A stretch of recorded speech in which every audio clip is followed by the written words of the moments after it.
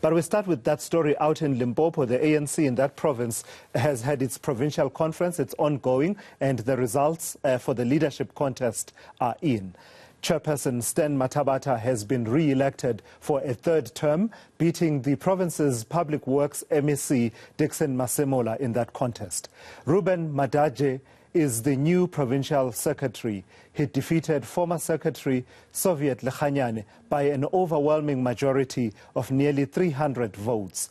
Senior reporter Siphamandla Goge is covering that story for us, and he joins us now. So, Siphamandla, let's start with the man who's been re-elected, Mathabatha. It wasn't much of a contest in the end between himself and Dickson Masemola. I mean, the margin is quite significant.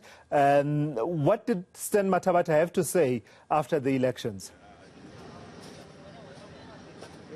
Indeed, well, those who were campaigning for him have always been saying that they were going to be cruising nicely, if we quote them. In terms of the margins, you can tell that really it was a question of Mathabatha's late having a clean sweep, even though they wouldn't want to use that term in the ANC of a clean sweep, but it is a clean sweep. You know, in this conference, Mathabatha came here very confident that he was going to be re-elected for the third term. He needed this third term just to solidify his place here in terms of the provincial politics of the ANC in Limpopo. But most importantly, as there are talks that he plans to go to Lutuli House in December after the National Congress of the Governing African National Congress. So Mathabatha being given a renewed mandate by the branch delegates who attended the 10th provincial conference of the ANC in Limpopo. So he says, well, it wasn't much of a personal contest.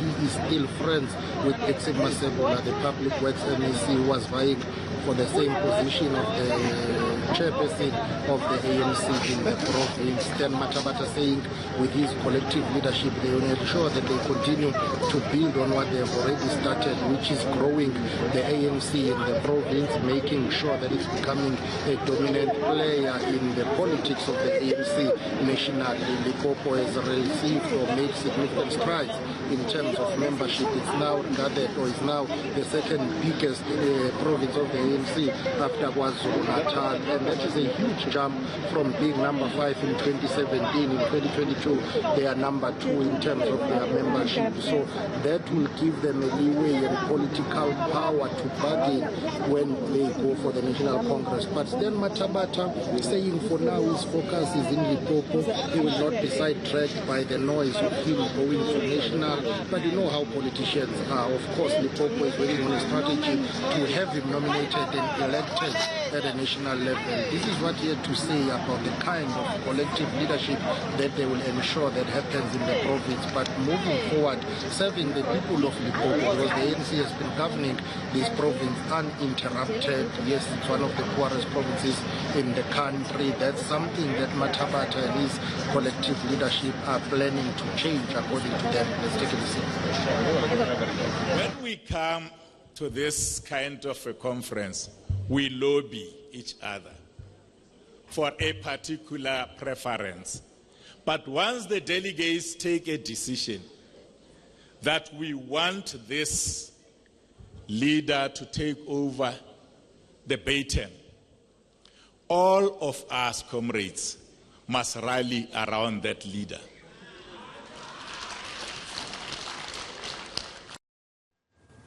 So that's what he had to say about the need for unity after the conference. And I imagine that many at Lutuli House will be impressed at the very least that, you know, there wasn't that much drama in the build-up to the leadership election at that particular conference, freeing up delegates to be able to focus on a number of other issues, including policy discussions. And I imagine, Siphamandla, that those will take center stage, given what you have said about the state of development in Limpopo and what the ANC, the re-elected ANC chairperson has to say about their intentions to better govern in that province.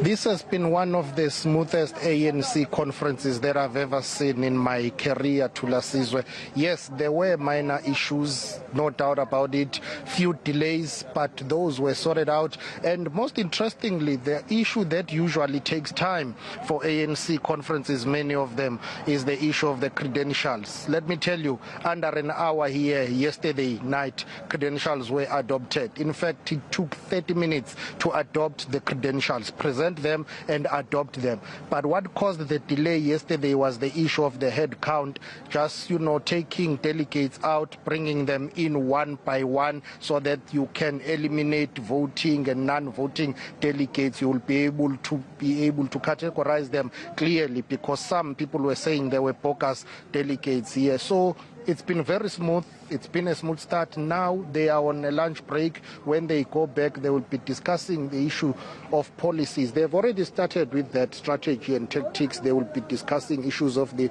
economy, unemployment, poverty here, issues of crime. But most importantly, there is another pending issue that this conference will need to discuss when it comes to socio-economic challenges in the province. But teenage pregnancy, of late, according to the statistics, Limpopo has more than 20,000 teenage pregnancies. That's just for the previous year alone. It's something that Stan Mathabatha 3 days ago told me that the commissions will need to discuss that, how to cap that, the issue of gender-based violence, femicide. So they've got the whole of the afternoon to discuss all those issues that are affecting the province and the citizens of this province. And it's something very rare these days, because in the ANC, they just argue about credentials and they nominate and vote for leadership.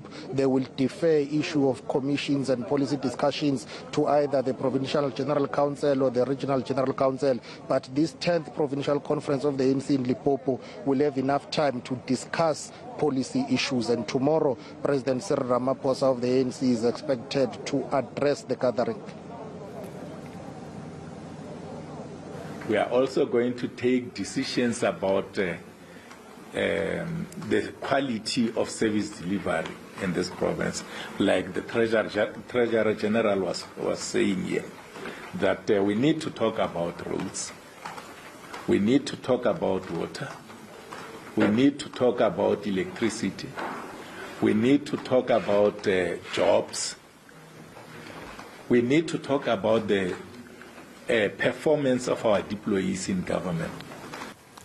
Sure. So at least, Siphamandla, they have the opportunity as the ANC there to focus on how, to sharpen themselves for the contest, the electoral contest, but also running government better and delivering for the people of Limpopo. But we can't completely move away from the leadership question. The big upset was around the position of provincial secretary. Soviet Lechanyane is out, and in comes in Ruben Madaje.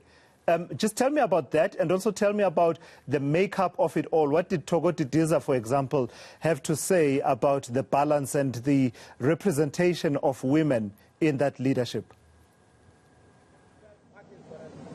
The slate of Stan Mathabatha came to this conference, boasting about saying they want to remove one person and one person only, and that is the former provincial secretary of the ANC in Limpopo, Soviet Lechanyane.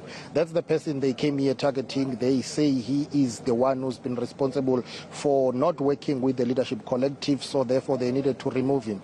The initial plan for Stan Mathabatha and his supporters was to get Denim Caesar as the provincial secretary. Denim Caesar is the former provincial treasurer of the ANC in Limpopo. He was charged following the VBS scandal. He is on step aside following the NEC resolution that those who are criminally charged will not contest for leadership positions. He had to make way for Ruben. Now Ruben comes in to replace Soviet Lechanyane. What does this mean for ANC politics in Limpopo? It simply means that Stan Mathabatha and his forces are in charge, but also the makeup of all of this has got to do with Denim Caesar, who's known as the strong man behind the politics of Limpopo. This is the outcome he was working towards. This is the outcome he has received. But notably, also is the issue of two women leaders in that composition of the officials of the ANC in Limpopo.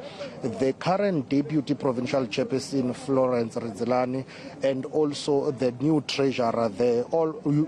You see both of them are women leaders, and it hardly happens these days in the ANC. You will just get one female leader who will be either the treasurer or the deputy provincial secretary. But here, out of 5, you've got 2 women leaders, and that is something that Togo Didiza, who is the convener of National Executive Committee deploys to Limpopo, says it's very encouraging. Let's take a listen.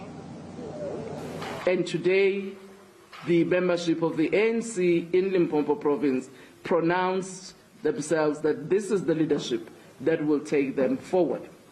And I want to commend the delegates for ensuring that we increase our gender representation in the senior leadership of our organization.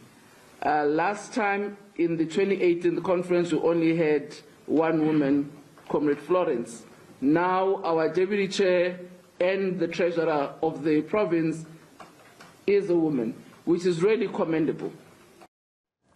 All right, Siphamandla Goge, we will check with you a bit later on as that conference proceeds. That's eNCA senior journalist Siphamandla Goge out in Polokwane watching the provincial conference of the ANC.